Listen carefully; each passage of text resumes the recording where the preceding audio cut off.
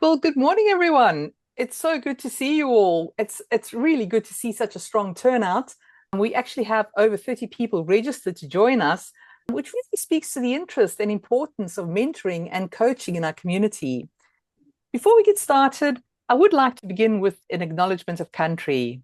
So I'd like to acknowledge the Turrbal people, the traditional custodians of the land on which our Brisbane office is located, and pay my respect to elders past, present, and emerging.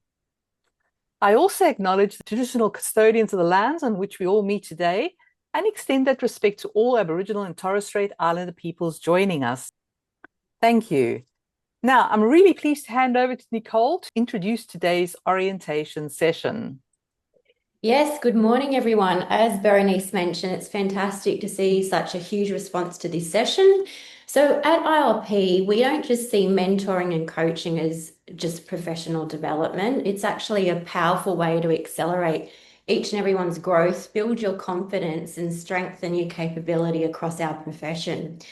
So this program has been about a year in the making. So Mark Vollmer, who's actually one of our fellow members, has been the key leader in this program along with Berenice Manning. So both have put a huge amount of work into this program, and I am very excited for them to share it with you today. So a lot of care and collaboration has gone through it when we've reviewed the mentoring program. So you may be here just as a mentor, a mentee, or just curious about what this looks like. So what we're going to do this morning is walk through how the program works, what to expect, and how to get involved. So over to you, Mark.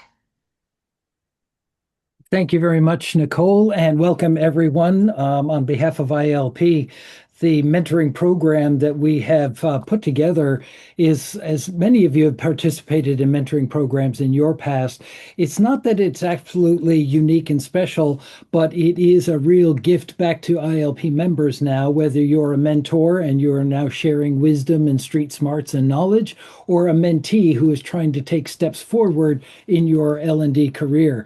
The goal of this particular workshop or this particular session is to give you that overview and also to give you an understanding and a place to ask questions. It's also to give you an idea of what we, in terms of the ILP team, are looking for in terms of expectations so that we're all on the same page. Thought I'd start off with a couple of quotable quotes from people who you may recognize. Steven Spielberg, I'm definitely a movie fan of that entire genre. And I really like the way he talks about the balance, a delicate balance, where it's not about shaping somebody in your image. It's mostly about giving them an opportunity to be themselves and to create or to continue their own development. I went across and I cast my net fairly wide. I went with Emma Isaacs, CEO of Business Chicks, which I follow as just an amazing organization for women in business. And her comment was about how success really flows when you give yourself 110%. And that includes making mistakes. So one of the things we see with mentors is providing a safe place to do some learning and do some testing, either ideas or strategies, basically to get that show on the road. Then I thought I'd end up again back into the movie world, Denzel Washington. And I'll let you just cast your eyes across that. Having somebody who cheers you on, a mentor. So the idea behind the ILP mentoring program is to give people a platform and a place to either develop or to share wisdom and street smarts. It's got a logical flow to it, so you'll see on screen, and most of these slides will be available as part of your resource kit. So if you wanted to refer back to them or have them available to you in terms of expectations and so forth. Once we complete everything that we're doing today, we will give you the option to open up as a mentor or a mentee. To be a mentor basically is a fellow level within ILP. Then we will also look at the ILP member as a mentee who is developmental goals. So if you are here as a potential mentee, we will ask you to give us an idea of what you're looking for and how you want to grow, or what kind of scenarios you're trying to develop. We will do the orientation and matching. So orientation and matching, probably should say matching and orientation. The idea behind matching is we'll take a crack at giving you the best matchup with your mentee, mentor, whatever the combination looks like. And then we are going to ask you to have an orientation meeting, which is maybe just 20 or 30 minutes to see if the chemistry works. That's your introduction to each other. If for any reason it just doesn't feel like the right fit, then we'll come back in and we'll see if we can find somebody who's a better fit. Excuse me. Then you will have a series of mentoring meetings. The mentoring meetings will be 3 to 4 sessions, but strictly up to the scheduling that you and your partner identify. We will have a completion survey that will be available at the end of the program. And then at that point in time, you'll have an option. If you want to, you can either close the relationship and say, thank you, I've gotten what I needed. Or if you want to continue, that will be independently up to you and your partner. So mentors, mentees, you can decide if there's a commercial arrangement to move forward with. But the ILP portion will be these first 4 meetings to try to establish a goal, a target, and then some development plans. All right. So that's basically the headline overview of what the program looks like. We felt it would be important to kind of give a little bit of information about what is and what isn't about mentoring. Navigating the mentorship daily chaos and real questions, or believing mentoring is always smooth and serene. You have to choose which pill you want to take. If you, again, like I said, movies were my thing, so you have to go back to your movie files to see where that comes from. Otherwise, just rewatch The Matrix. Okay, mentoring, what it is and what it isn't. So you'll see on the left-hand side of the screen, what we want to focus on are developmental tools. Growing knowledge, networks, and careers is really what this is a foundation all about. Then about knowledge sharing. So it's a little bit of wisdom gleaning, supporting the flow of ideas. Every time I've been a mentor, I've actually learned things from my mentee in terms of their challenges, but also some new ideas, some out of the box thinking. It's meant to be collaborative. So there's a bit of guidance and support, but it's not structured and I want to say instructional or directive, unless there's a particular problem that has a high risk element to it. So you'll see in a few moments, it's not about fixing things or fixing people. It's really about taking the next best step. Critical thinking and problem solving are probably one of the cores that I find or that we are trying to support for both mentors and mentees, as well as then strengthening the ILP culture. So the goal of the ILP culture is to continue to expand the fabric of how we all work together as a community of practice. It is not a guarantee for your promotion. It is definitely not a replacement for whatever formal development. In fact, some mentors may be able to point you, if you're a mentee, will be able to point you in a direction that says you might want to go learn more about this because of time that's available or the structure itself.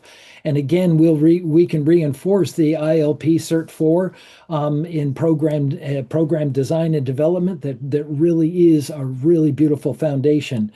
It's not driven by the mentor, it's actually driven by the mentee. So it's not meant to be a quick fix. It's really intended to be an opportunity for the mentee to step up and say, here are the things that I want to work on. It's not a replacement for management in terms of this is not the mentor's responsibility. It's actually the employee or the mentee.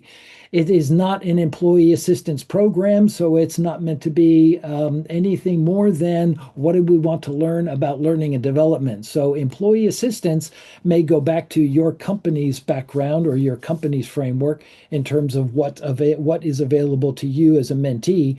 It's not meant to be something more than just here are some tactical issues or here are some learning and development issues that are part of your development.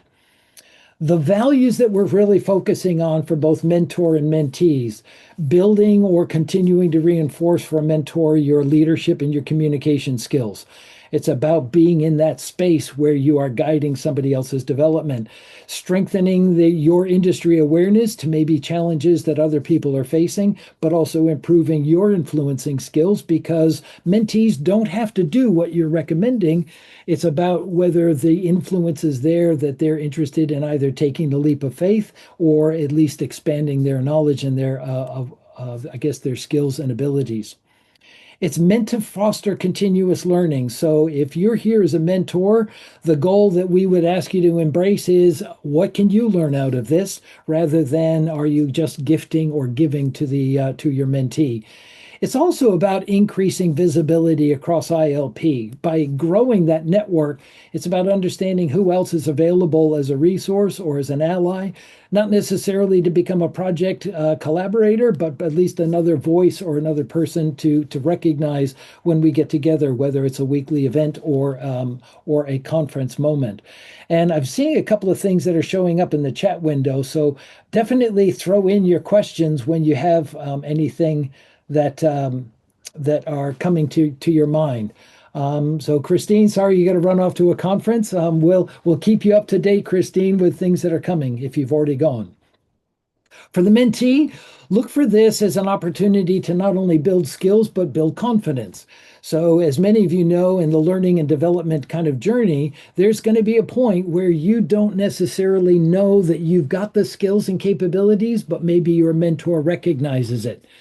Think of it as the Pygmalion effect. You know, mentors, we can see perhaps what you're capable of that you're not sure about just yet. So think about this as not only skills, but also confidence.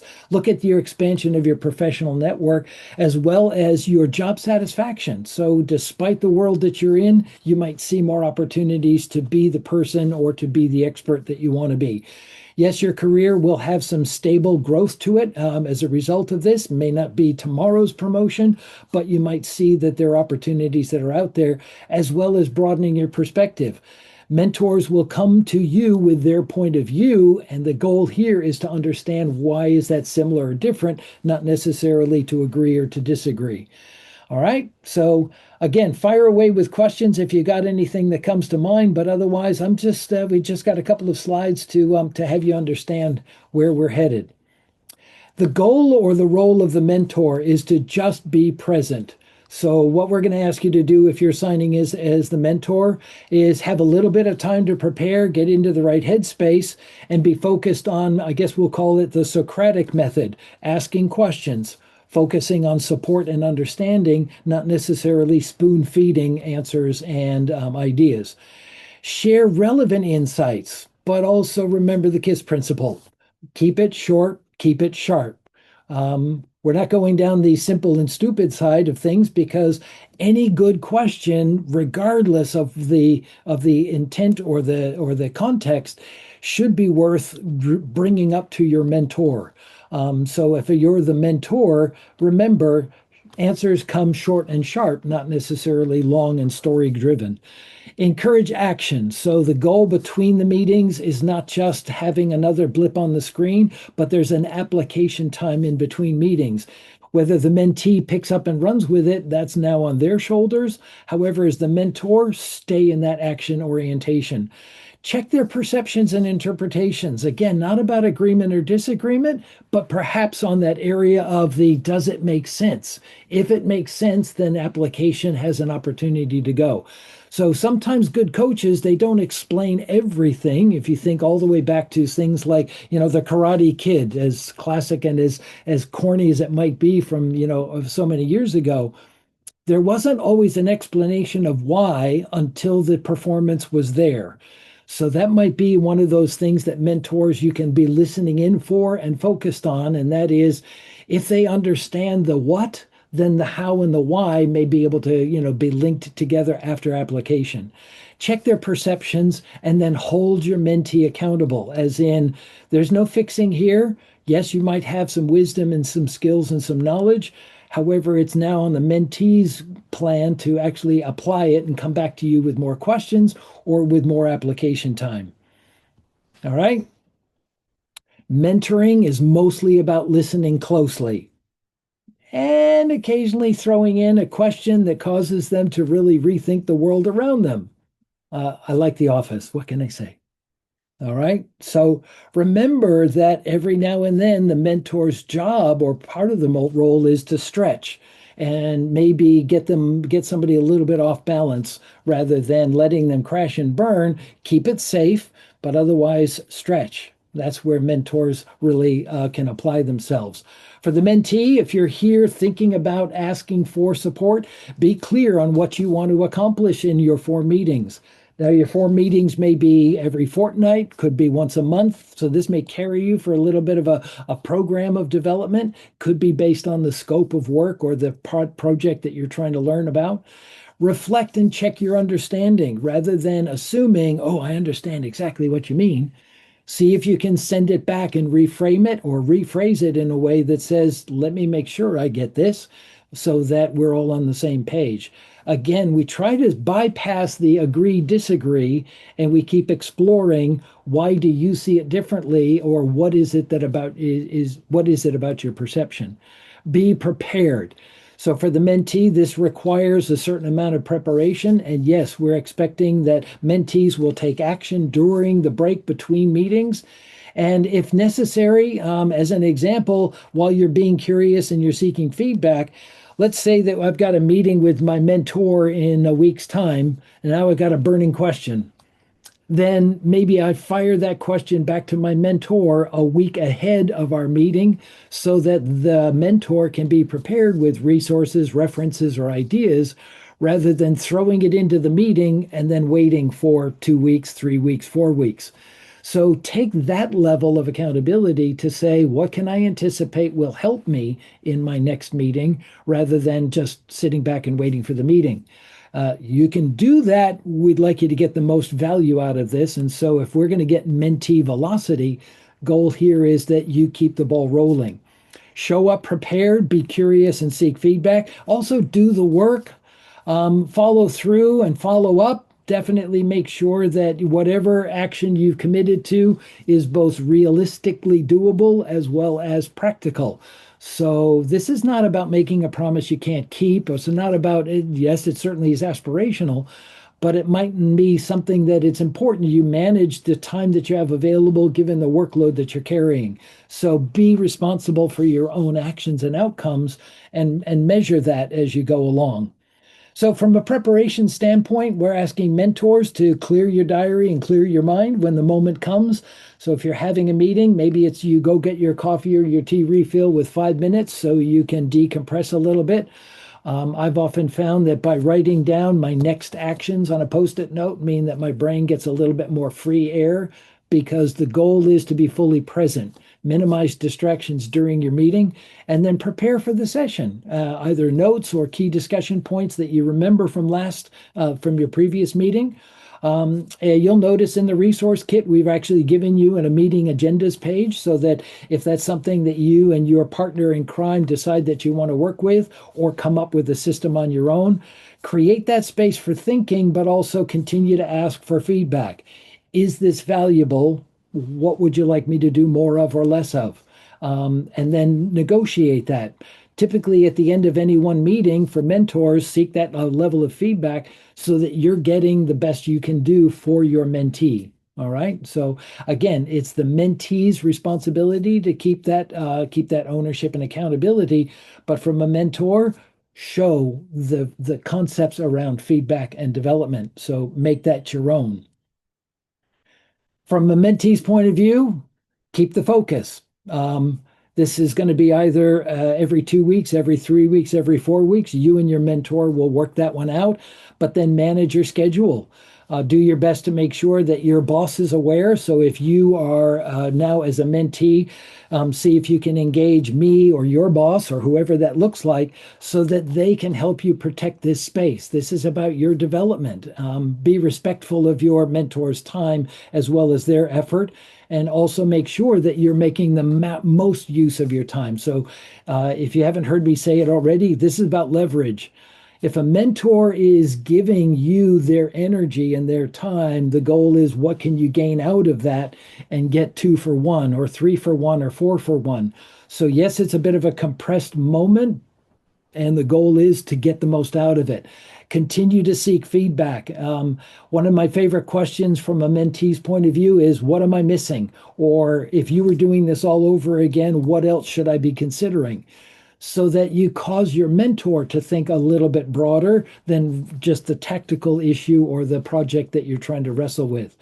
capture these ideas and questions and do this from a real practical point of view, one of the things that we're going to ask you all to consider is if we're going to make this a totally open space for you as a mentee and a mentor to have the chat. Perhaps instead of using an AI, note-taking system, whether it's Zoom or whether it's Otter or somebody else's platform, all of those recordings live somewhere, and at some future point in time, they may be called into an official platform. If you're recording the notes personally, then that's not always out there in the public space. So consider, rather than using an online note-taking system like Otter or somebody else, keep it private, but also make it as open as possible. All right. Now, has this got any questions that are bubbling up for you or any comments? I'm happy if you want to turn your microphone on and sound off or throw something into the chat window. This is meant to be now an opportunity for you to say, am I missing anything, or are there additional areas that you'd like me to comment on or clarify?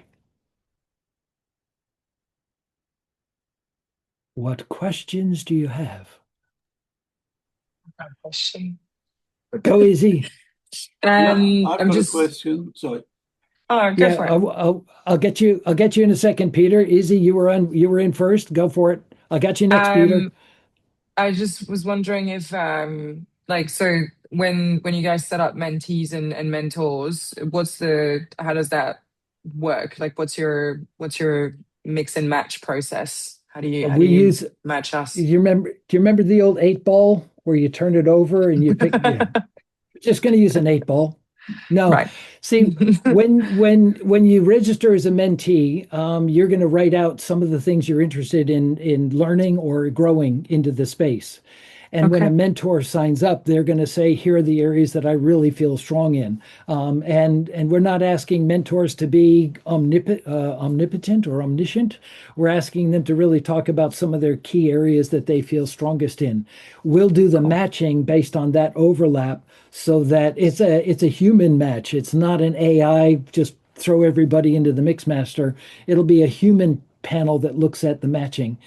So we're going to try to go for both temperament as well as topic. Does that help?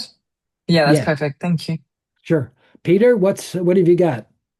I've been mentoring for many years. Sure. And what I've found with mentees is because they're not they're not just coming from an educational environment. They're usually quite nervous and concerned that they're being silly or that they don't understand. And what I've always done is I've motivated them by letting them know that they are not the only person who's having trouble there, and what they're doing is very good. And what it does is it gives them confidence to keep going, is what I found. Yeah, good point. And we're expecting mentors to lean on their stories of experience, including some of the war wounds and some of the scraped knuckles that we've all had. And Lord knows that all of us with any level of experience, we can recall back to some of those tripping moments. And the goal would be, I guess, at some level, to make it that comfortable as you described it, Peter, so that somebody can say, okay, this may sound really stupid, but, and they still are able to ask those questions rather than feel like they have to they have to be smarter than they are. Well, I definitely want people to, as you said, Peter, to be able to say, I've got a really dumb question. May I ask it, please? The answer is absolutely. This is the safest place in the planet because it's just the two of us. And I will reinforce for mentees, the sole purpose of your mentor is to help you be successful. It is not about, winning the next contract. It's just about being able to say, I want to see you take off and fly. Or if you're already flying, I want to see you hit the next speed level. Or if you're already rolling, I want to be able to help you find the turbo button. As you pointed out, whatever the next step looks like, that's where a mentor lives, is to help you take that next step. And that includes basics all the way up to real advanced stuff. So if you've got some advanced challenges, make sure you list that out as a mentee so that we can do the best match possible.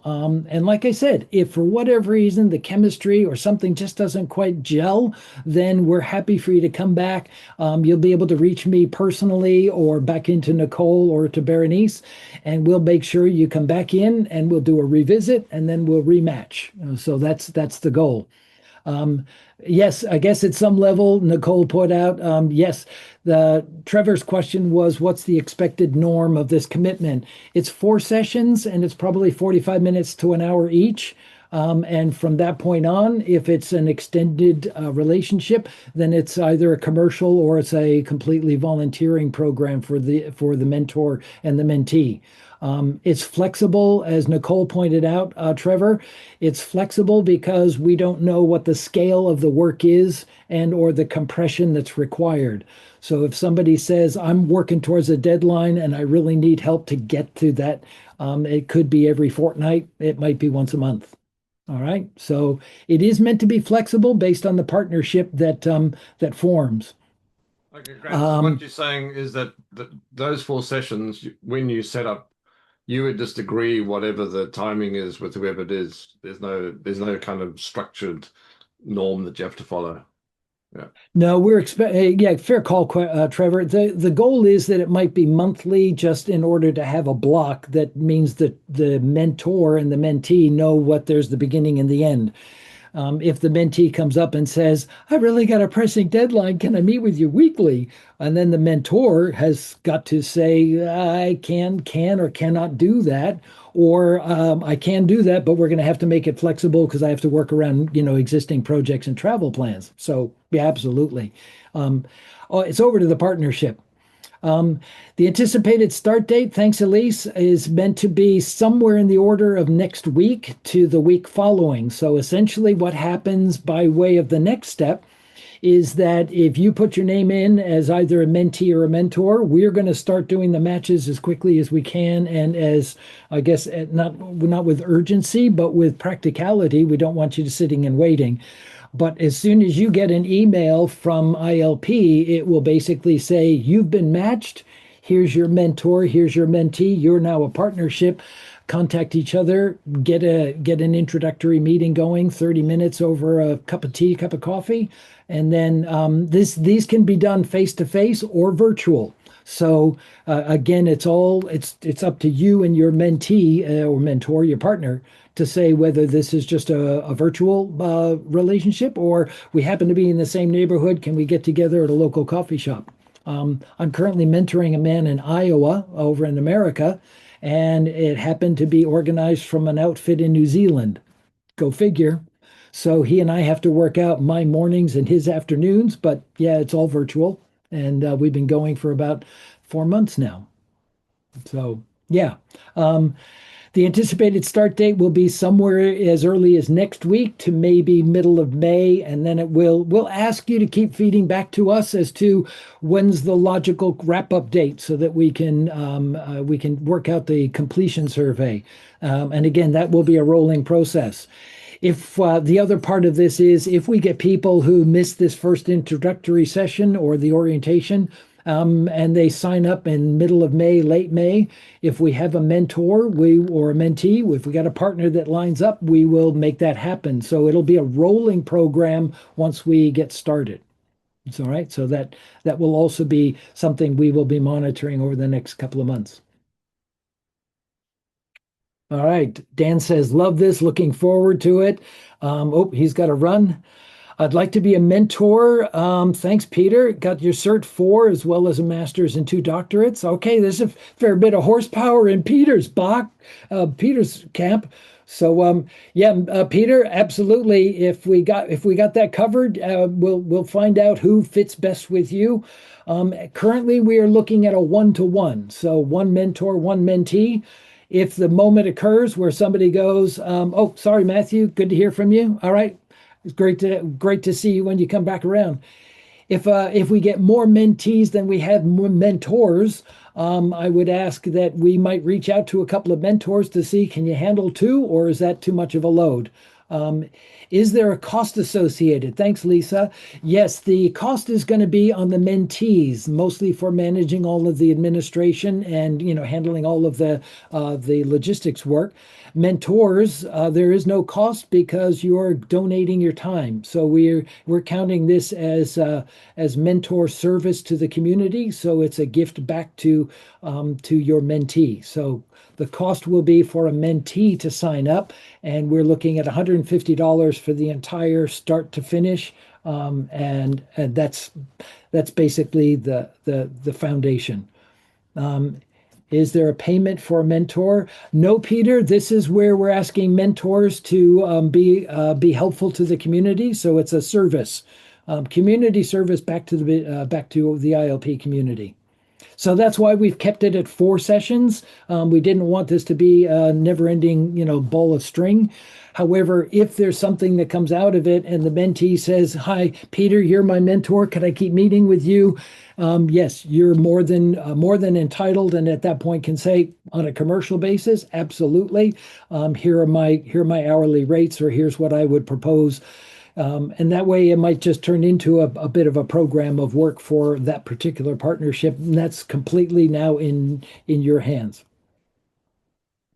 All right. Any other questions or comments? If you're thinking about being a mentee, as in you want to learn things, and it could be regardless of your altitude in the learning and performance world, would you go ahead and just give me a thumbs up on screen? I think I can see everybody, or most everybody. Give me a thumbs up on screen if you're thinking about being a mentee. Okay. So it looks like most everybody. All right, thanks, Izzy. Gotcha. Got a couple of others. Elise, good deal. And if you're thinking about being a mentor, give me a thumbs up, because it seems like we've got right. Seems like, and I'll be in that boat as well. All right, thanks, Louise. Looks like we've got a fair number. Thanks, Karina. We got a number of mentors that are here. So we've also had a number of people who were signing up for this session and then actually let Bernice and I know that they weren't able to attend this particular orientation. So we're expecting to see a bit of a flurry with people that sign up in the next couple of days. So if you are interested, and you will have to log in, but you can at least follow this QR code at the top of your screen. You can register as either a mentor or a mentee. Mentees, they will the request will be, and you may have to log in after you follow the link.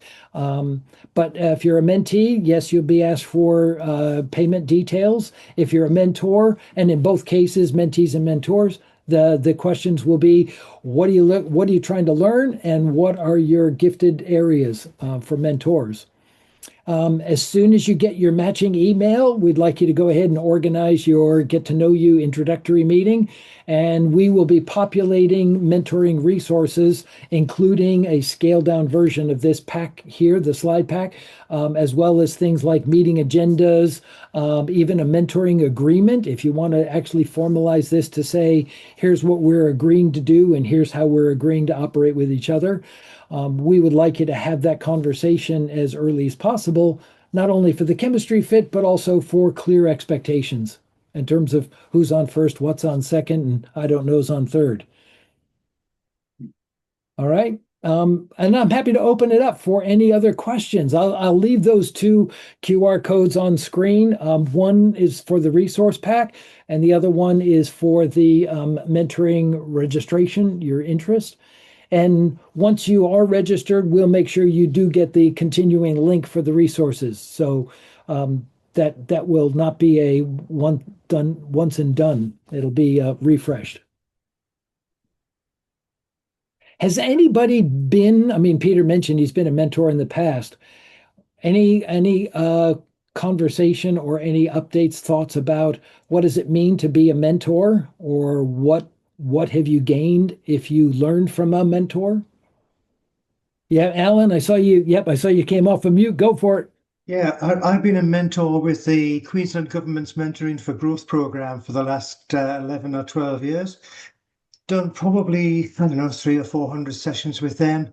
It's an interesting process. One of the things that we have to remember as mentors is that in the highly unlikely event that the mentee actually listens and actions what we talk about, there is a responsibility goes with that. We often think that just because we've been doing this for a long, or in my case, a long time, in a lot of different countries, that we are very experienced in everything. And we're not. And every single time with every single business that comes through that program, it's different, very different. Yeah. There are a lot of common denominators, but as mentors, one of the things we have to remember is that for them, everything that comes out of this cake hole is information that they're hungry for. So Sure. as mentors, be very careful what you say, because if they do it and it fails, then it's going to hit their confidence and it's going to have all kinds of negative impacts. So it's not just about all the positive stuff. We need to try and minimize the negative stuff as well. And I thank you for mentioning that, Alan. I'm drawn back to the with great power comes great responsibility. Yeah, absolutely. And yet you're right. There is a real implied reference that if I'm saying something, it's got merit, it's got practicality, and it's got value. And yet if they try it and it rolls over and falls flat, then that's something that I've got to be a part of. And that might include picking up the pieces. Having said that, we do expect people to then ask the questions. So if you've given me a great idea, Alan, it's now my job to say, okay, how does that fit in my world, as opposed to I'm going to do exactly what Alan said. So I think that's where mentors really can add value, is helping the application side, especially in different worlds or different cultures. Yeah. But thanks for sharing that. That's a real good point. One of the things that I discovered very early on as a mentor is, you know, and I know, that there've been books written about the difference between coaching and mentoring. And the books are so complicated. They take something which is basically simple and they make it very complicated. Years and years and years ago, I came up with a definition which works for me. It may not work for you guys, but it works for me. Coaching to do, mentoring to be. The coach says, do this, do this, do this, do this. The coach works on how to be the best at doing what you're doing. Nice. It's as Britney Spears might say, it's not rocket surgery. Okay. Oh, because she's my go-to person for actually looking at what is it? But thanks for sharing it. I guess I look at it and I expand that just in a different level. Coach tells you how to do it, which is like a batting coach, a sports coach. A mentor helps you understand the how and the why, because that's where I would probably, we would probably end up over a cup of coffee or a cup of tea, Alan, being in the same page. The how and the why is more about my core and where I fit, rather than just do this, do this, do this. There are moments for tactical teaching. I get that entirely, when somebody really just needs to hit the ground and do it right. I was watching a show recently where a young girl who had just gotten her solo pilot's license took off from a local airport, and as she was about 500 feet in the air, air traffic control, we just wanted to let you know we saw your nose wheel fall off the airplane and it's sitting on the end of the runway. Now, did she need to have somebody explain to her aerodynamics? No, she just needed somebody who would go, do this, do this, do this, do this. She had a full tank of petrol, but it wasn't about do I need to learn everything about all of this? That the learning will come later. Right now, I just want to survive. Yeah. So we try to separate that out. In the mentoring world, we don't think this is going to be about survival skills. There may be a moment where that is very evident. But we're asking mentors to keep that to a minimum. As you said, Alan, it's about helping somebody be the best they can be. I really appreciate you taking the time to join me and to consider joining the ILP program, either as a mentor or a mentee. And just in summary, mentees, this is one of those rare opportunities for a very low investment. You could actually take some serious strides in your development and your growth by being paired or partnered up with a mentor whose only job is to help you be the best you can be and be as successful as possible. if you're a mentor, this is a real opportunity for you to give back to the community and that level of service without necessarily breaking the bank. So we are asking mentors to make a small investment of time. So it's about 4 hours over the next 6 to 8 to 10 to 12 weeks. Small investment for a cup of coffee, and that you might have an indelible imprint on somebody's development or give them an opportunity to really take it to the next level. So whichever side you're on, we really look forward to working with you as a partner in the mentoring program in the future. I'll turn it back over to Bernice or Nicole. Well, thank you, Mark, for getting this off the ground and for guiding us through the program today. And thank you to everyone for being here today and for your interest in this mentoring program. We're really excited to see this program come to life through all of you. Wishing you all the best as you begin your mentoring journey with ILP. Thanks again, everyone.